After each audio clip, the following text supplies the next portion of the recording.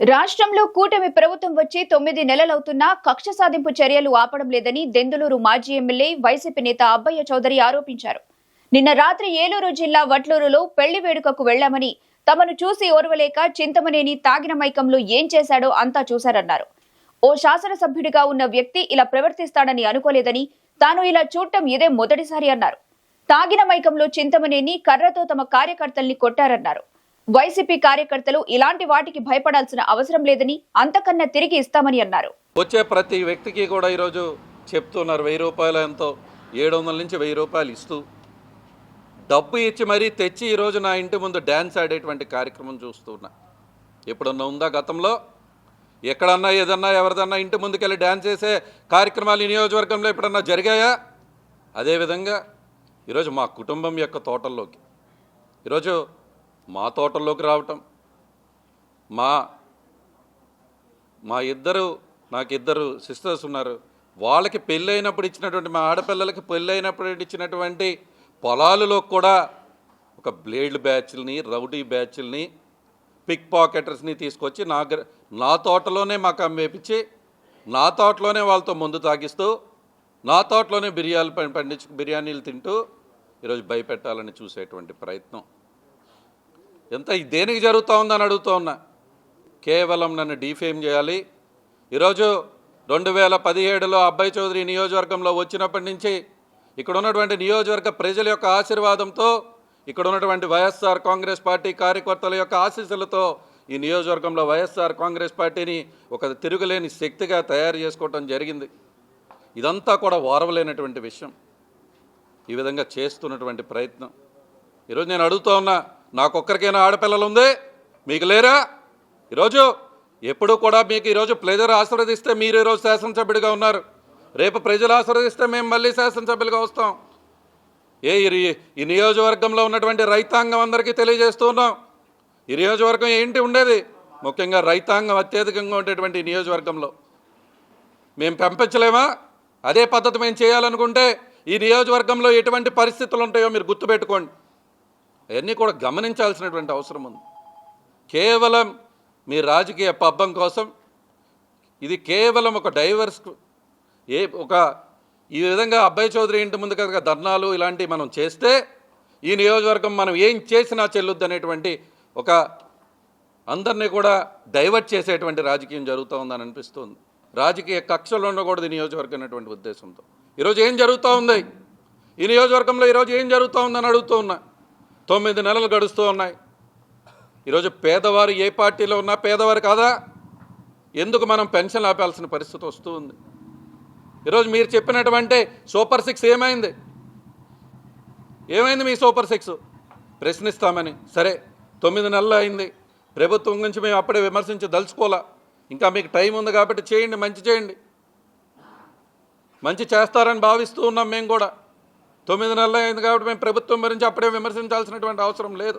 కానీ నియోజకవర్గంలో ఏం జరుగుతూ ఉంది? ఏంటి, నియోజకవర్గానికి నాకు వచ్చే అర్హత లేదా? నేను ఇక్కడ పుట్టినవాడిని కాదా? ఈరోజు ఈ నియోజకవర్గానికి శాసనసభ్యుడిగా చేసినటువంటి నేను ఈ నియోజకవర్గంలో వచ్చి ఏదన్నా గ్రామానికి వెళ్ళాలంటే మీ పర్మిషన్ తీసుకోవాలా? ఈరోజు మా ఎంపీటీసీ చనిపోతే ఆ గ్రామానికి వెళ్ళి పలకరించాలంటే మీ పర్మిషన్ తీసుకోవాలా? ఈరోజు మా ఎంపీపీ గారి వాళ్ళ మామయ్య గారు చనిపోతే మీ పర్మిషన్ తీసుకుని నేను ఆ గ్రామానికి వెళ్ళాలా? ఏం మాట్లాడుతున్నారు మీరు? అటువంటి ప్రవర్తన ఉంటే మీరు నియోజకవర్గంలో మీరు తిరిగేవారా? మేము ఉన్నప్పుడు మీరు తిరగకూడదని, మీరు ఉన్నప్పుడు మేము తిరగకూడదనేటువంటి వాతావరణం ఈ నియోజకవర్గంలో ఎప్పటి నుంచి వచ్చిందని అడుగుతూ ఉన్నా. నిన్న ఏం జరిగింది? మేము ఎక్కడికి వెళ్ళాం నిన్న? ఈరోజు పెళ్లి చేసుకుంటూ పద్మావతి కళ్యాణ మండపంలో వారి కుటుంబం ఎప్పటి నుంచో మాకు సాన్నిహిత్యం ఉండి వాళ్ళందరూ కూడా అక్కడ పెళ్లి కార్యక్రమానికి మమ్మల్ని ఆహ్వానిస్తే ఎంపీ శ్రీధర్ గారి కుటుంబ సభ్యులు పెళ్లి ఉంటే ముందు అక్కడికి వెళ్ళి అక్కడి నుంచి నేను ఆ పెళ్లికి వెళ్ళటం జరిగింది. మొట్టమొదటిగా నేనే ఆ పెళ్లి దగ్గరికి వెళ్ళాను. నేను పెళ్లి నుంచి అక్కడికి వెళ్ళంగానే అక్కడ శుభ్రంగా జనసేన రమేష్ గారు, మన చల్మల్శెట్టి రమేష్ గారు ఎందుకంగానే అక్కడే ఉన్నారు. వారిని నేను పలకరించాను.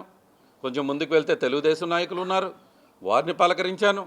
ఆ ముందుకు వెళ్తే స్టేజ్ మీదకి వెళ్ళినప్పుడు రాము గారు ఉన్నారు, గుడివాడ ఎమ్మెల్యే గారు, వారిని పలకరించాను. ఆ తర్వాత నేను అక్షింతలు వేయడానికి వెళ్ళి అక్షింతలు వేస్తున్నప్పుడు ఆ కుటుంబ సభ్యులు రాము గారు వెంక తిరిగి అబ్బాయి చౌదరి గారు వచ్చారు మాట్లాడారా అంటే మాట్లాడాను అబ్బాయి చౌదరి గారితో ఆయన చెప్పారు. ఆ తిరిగినప్పుడు నేను చూడటం జరిగింది ప్రభాకర్ అక్కడికి వచ్చాడని. తిరిగినప్పుడు రాము దగ్గర ప్రభాకర్ నుంచుని ఉన్నాడు. నేను రాముతో నైస్ మీటింగ్ అన్నా మళ్ళీ కలుద్దాం అనుకున్నాం. మేమిద్దరం అది ఆయన ఒక ఎన్ఆర్ఐ నేను ఒక ఎన్ఆర్ఐగా పలకరించుకున్నాం. నేను స్టేజ్ మీద నుంచి దిగి కిందకు వచ్చేసరికి అక్కడ మా ఏపూరు నుంచి మా పక్కన ఉన్నటువంటి అప్పనవేడి నుంచి అదేవిధంగా ఒంగూరు నుంచి కొంతమంది మా అక్కడ ఉన్నటువంటి చిన్నారులు కానీ అక్కడ ఉన్నటువంటి పెద్దవారు కానీ వచ్చి పలకరిస్తూ ఉన్నారు ఆడపిల్లలు. వాళ్ళతో మాట్లాడుతూ ఉన్నాం. ఈ లోపల జేపీ గారు వీళ్ళంతా ఏలూరు జేపీ గారు వీళ్ళందరూ వచ్చారు. వారితో నుంచి మాట్లాడుతున్నా. నేను అప్పటికే జేపీ గారు మేము అనుకున్నాం సరే ఒక 5 నిమిషాలు టైం ఇద్దాం, మీరు వెళ్ళిపోతారు కదా, వెళ్ళాక మనం వెళ్దాం, మనం పెళ్లి కార్యంగా వచ్చాం కాబట్టి అని చెప్పి మేము 5 నిమిషాలు అక్కడే నుంచుని ఉన్నాం. ఆయన వెళ్ళి కారు ఎక్కారు అన్నాక మేము నడుచుకుంటూ మేము కూడా బయటికి రావటం జరిగింది. బయటికి వచ్చినసరికి మేము అటు నుంచి రాము గారు ప్రభాకర్ని ఎక్కించి ముందుకు వస్తూ ఉన్నాడు. వస్తూ మళ్ళీ నాతో మాట్లాడుతూ ఉన్నాడు. నేను రాము గారు ఏదో మాట్లాడుకుంటూ ఉన్నాం. నాతో పాటే బాబు గారు ఉన్నారు, జడ్పీ వైస్ చైర్మన్ విజయబాబు గారు ఉన్నాడు. అందరూ ఉన్నాం, మాట్లాడుకుంటూ ఉన్నాం సరదాగా. ఈ లోపల అక్కడ అరుపులు కేకలు వినపడుతూ ఉన్నాయి. ఎవరో వచ్చి అంటే ప్రభాకర్ అరుస్తున్నాడంటే మామూలుగా అరుస్తూ ఉంటాడు కదా, అరుస్తున్నాడేమో అనుకున్నా. లేదన్నా మన కారు ఏదో అడ్డొచ్చిందని అరుస్తున్నారు అన్నారు. కొంచెం ముందుకు నేను నడుచుకుంటూ వెళ్ళేసరికి అప్పటికే ఏదో ఒక కర్ర తీసుకుని ఒక అంటే అసలు చెప్పలేనటువంటి భాషతో అక్కడ ఉన్నటువంటి అసలు ఎవరనేది చూడట్లేదు. ఆయన విచక్షణ మరిచి ఒక శాసనసభ్యుడు ప్రవర్తించాల్సినటువంటి తీరు కూడా లేకుండా అక్కడ ఉపాధ్యాయులు కొంతమంది ఉన్నారు ఆడవారు, వారు అటువైపు నుంచి ఉన్నారు. నేను వస్తూ కూడా వాళ్ళని పలకరించాను, వాళ్ళు అక్కడే ఉన్నారు. చిన్నారులు ఉన్నారు, అనేక మంది పెద్దలు ఉన్నారు, నాతో పాటు రాము గారు ఉన్నారు. ఇంక నేను చెప్పకూడదు మళ్ళీ వాళ్ళకి. రాము గారి చూసి ఆయన కూడా ఆశ్రయించుకుని లోపలికి వెళ్ళిపోవటం జరిగింది. నాతో పాటు అక్కడ చలమలశెట్టి రమేష్ గారు ఉన్నారు, జేపీ గారు నేను నుంచునే ఉన్నాం అక్కడ. ఇతను ఆ కర్రపై ఏదో పట్టుకుని బాబు గారిని వీళ్ళని వాళ్ళ మీద దాడి చేసేటువంటి ప్రయత్నం, ఇది తప్పు అని చెప్పి జేపీ గారు వారించడం, చలమలశెట్టి రమేష్ గారు కూడా చెప్పడం, అక్కడ ఉన్న ఆడపిల్లలు చెప్పటం ప్రత్యేకించి నువ్వు మాట్లాడుతున్న భాష కరెక్ట్ కాదు, ఇక్కడి నుంచి వెళ్ళిపో అనటం, సెల్ ఫోన్లు లాక్కుని కారుల్లో పడేయటం, అక్కడ వీడియోలు ఎవరన్నా తీసారా అని నేను కూడా ఆ సెల్ ఫోన్ లాక్కోవటం ఏంటి తప్పు అంటే 2 ఫోన్లు బయటికి ఇచ్చేయటం, ఇంకొన్ని 2 ఫోన్లు పట్టుకుని అక్కడి నుంచి బూతు పురాణం తిట్టుకుంటూ ఆయన వెళ్ళిపోవటం. అంటే నేను అడుగుతున్నా, నిజంగా ఇందాక మా డ్రైవర్ గారు చెప్పినట్టుగా ఒక శాసనసభ్యుడు ప్రవర్తించాల్సినటువంటి తీరాది, ఒక కన్నతల్లిని దూషించాల్సినటువంటి అవసరం ఉందా? అసలు అక్కడ ఏమన్నా సందర్భం ఉందా? ఓకే, ఒకవేళ అసలు మా కారు నేను చూశాను, అది మా కారు కంప్లీట్ రైట్కు ఉంది, ఈయన కారులు 2 ఇలా ఉన్నాయి.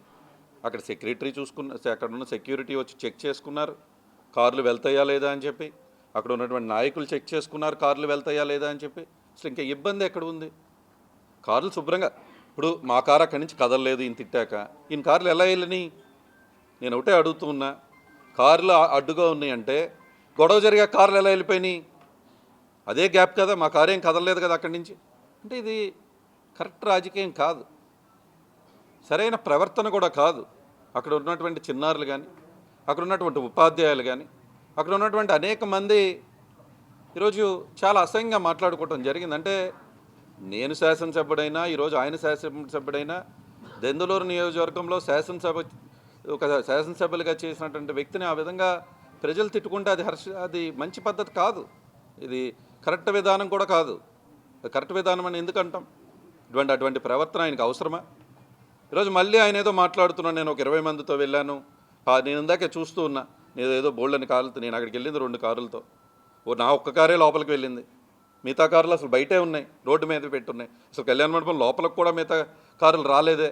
నేను ఒకే ఒక కారులో వెళ్ళా, నా వెనకమాల ఇంకో కారులో ఉన్నారు. అక్కడి నుంచి పెదకడంలో మా నాయకులు ఎవరో ఒక ఆయన చనిపోతే అక్కడికి వెళ్దాము, నేను మళ్ళీ అని చెప్పి వెళ్దామనేటువంటి కార్యక్రమంలో అక్కడికి వెళ్ళటం జరిగింది. అంటే ఈరోజు కరెక్ట్ అయిన పద్ధతి కాదు. అంటే నేను అక్కడి నుంచి ఎస్పీ గారితో మాట్లాడటం జరిగింది. ఎస్పీ గారు కూడా చక్కగా వెంటనే స్పందించారు. నేను ఏలూరు ఆఫీస్కి వెళ్తున్నానని చెప్పాను. ఏలూరు ఆఫీసులో నేను అక్కడే ఉన్నాను చాలాసేపు. ఈరోజు మా నాయకులందరూ కూడా ఇక్కడ, అంటే ఈరోజు అటువంటి ప్రవర్తన చేస్తే ఎవరు హర్షిస్తారన్న? ఈరోజు ఎవరు అమ్మగారిని తిట్టినా ఎవరు ఒప్పుకోము కదా. ఇంట్లో ఆడపిల్లలను తిడితే ఎవరికైనా బాధ కలగదా? ఈరోజు చాలా బాధ వేసింది నాకు కూడా అక్కడ ఉన్నప్పుడు. అతని యొక్క భాష విధానం, అతను తిట్టే విధానం తప్పు కదా అది. ఎందుకు అలా చేస్తూ ఉన్నాడు? శాసనసభ్యుడు ప్రవర్తించాల్సినటువంటి తీరేనా అది? ఈరోజు నేను అడుగుతూ ఉన్నా కూటమి ప్రభుత్వాన్ని, ఇదేనా మీరు పెంచి పోషించేది?